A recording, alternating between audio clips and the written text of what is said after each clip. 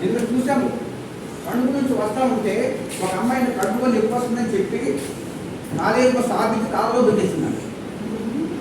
చనిపోయింది. నిజంగా మీకు తెలుసా, నిజంగా జరిగింది. ఇద్దరు పిల్లలు చనిపిస్తుంది.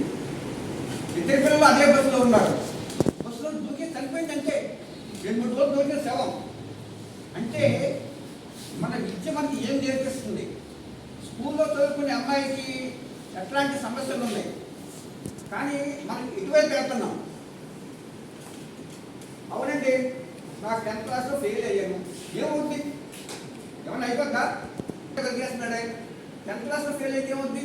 ఏమన్నా అవుద్దా? ఏమీ అవ్వదు. ఇంకోసారి కంటే మళ్ళీ పాస్ అవుతాడు. 10th క్లాసు 2-3 దీని గురించి కొన్ని 100 సంవత్సరాల క్రితమే ఎవరో మన ఒకసారి అప్పారావు గారు ఈ సమాజాన్ని బాగు చేయాలి ఆ ఆలోచనతోనే ఆ రోజుల్లో తెలుగు భాష అంటే మనం చూడండి, దేవుడి గుడిలో మంత్రాలు చదువుతారు. సంస్కృతం మనకి ఎవరికి తెలియదు, పెళ్ళప్పుడు మంత్రాలు చదువుతాం మనకి ఎవరికి తెలియదు. అందరూ అలా చూస్తూ ఉంటారు, అంతే ఆ చదువుతూ ఉంటే.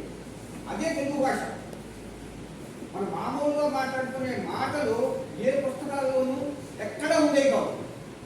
నేను అనుకున్నాడు, కానీ ఈ వాడుక భాషలో నేను పుస్తకాలు రాస్తాను, ఈ వాడుక భాషలోనే నేను కథలు రాస్తాను అని అంటే అందరూ కూడా ఏం చేశారంటే, నీకు అసలు బుద్ధి ఉందా లేదా, ఆ పామలకు చెప్తావా అంటే ఆ సంస్కృతం తెలుసుకోవడం 1000 మందిలో ఒకరు ఇద్దరు ఉండేవారు. వాళ్ళకే సమాజం. ఆ సమాజాన్ని మార్చి ఈ తెలుగు జాతికి ప్రపంచంలో ఉండే విజ్ఞానం అంతా అందించాలనే కోరికతోటి ఆయన ఈ వాడుక భాష పుస్తకాలు అయిపోయింది.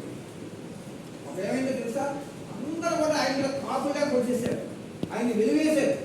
అసలు నువ్వు రాసిన పుస్తకాలు పనికిరావు, అది మన భాషే కాదు, మేము రాసిందే కరెక్ట్ అని అందరు గోలు ఇచ్చేశారు. అయినా కానీ ఆయన భయపడేది. రాసి వాడుక భాషని ఫస్ట్ గ్రంథాల్లో తీసుకొచ్చిన మొట్టమొదటి వ్యక్తి. ఆ వ్యక్తి మన పిల్లలను తప్పడం మనందరికీ చాలా అదృష్టం. ఆ అదృష్టం చేతే మనకి వాళ్ళ తెలుగులో ఇన్ని మంచి పుస్తకాలు, తెలుగులో న్యూస్ పేపర్లో, తెలుగులో సినిమాలు ఇవన్నీ వచ్చాయి. సంస్కృతం సినిమా వచ్చి ఎవరైనా చూస్తారా? ఎవరైనా ఆ ప్రపంచంలో ఎవరైనా చూస్తారా?